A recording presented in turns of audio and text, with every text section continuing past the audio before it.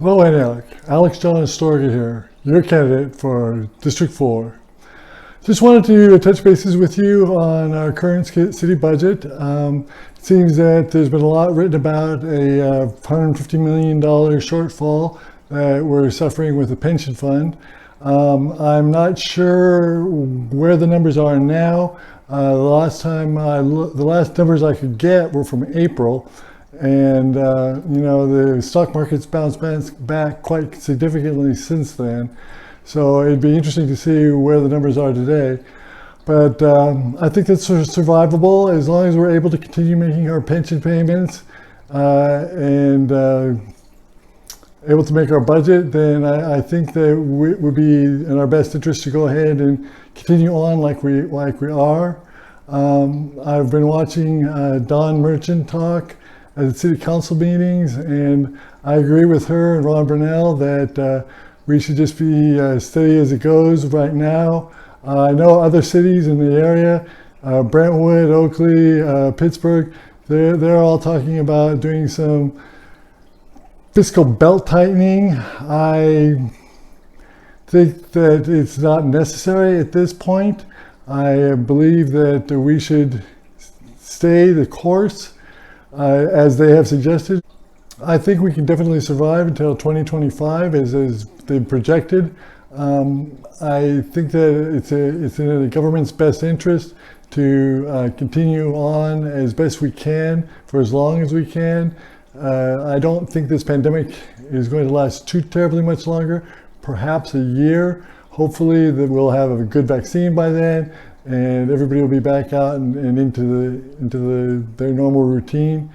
Whatever that happens to be, actually, and I want to talk about that a little bit. What's normal going to be when we recover from this pandemic? And that's again going to be another video that I'm going to make about how to best prepare Antioch for post-pandemic job market. So I've been watching Paul Krugman and Thomas Friedman talk about a post-pandemic America, and they say the quickest way for us to recover from this is for government to continue spending, right? Well, right now money is really, really cheap.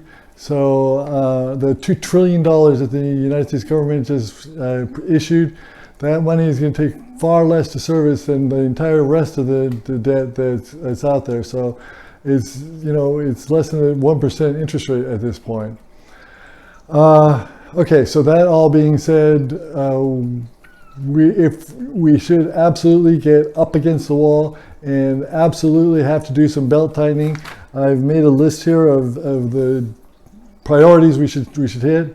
Number one, and we should do this whether or not we do end up hitting any brick wall, and that's requesting help from the county, the state, for COVID-19 relief. So all the things that the city has spent money on for COVID-19 pandemic, we should go ahead and request reimbursement as much as we can possibly get from the county and the state.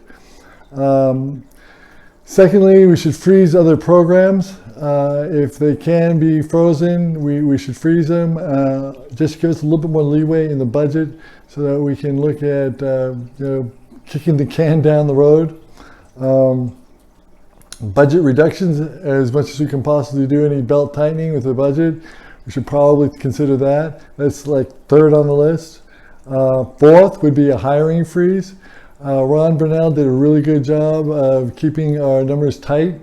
We went down to 400 employees with the city after the last economic downturn, the housing market downturn, and I don't see us really getting any tighter than that, but if need be, we could. Furloughs. So during the economic downturn after the housing market crash, we went into furloughs. Where Fridays were off. That seemed to help out some. We should definitely seek grants. Again, I have that as 6 on my list, but I think the grants should be probably higher than that. And then, oh gosh, the very last one on here is absolutely last on the list, any layoffs. I know other cities are looking at layoffs right now, and that just seems to be, maybe they weren't as tight with their number of employees that they kept at after the last economic downturn. So I don't really see that as reasonable right away. I mean, if need be, I would say okay, but I would really want that to be absolutely the last thing to do. You know, as an IT guy, I've been laid off 4 times myself, and it's really a difficult situation all the way around every time.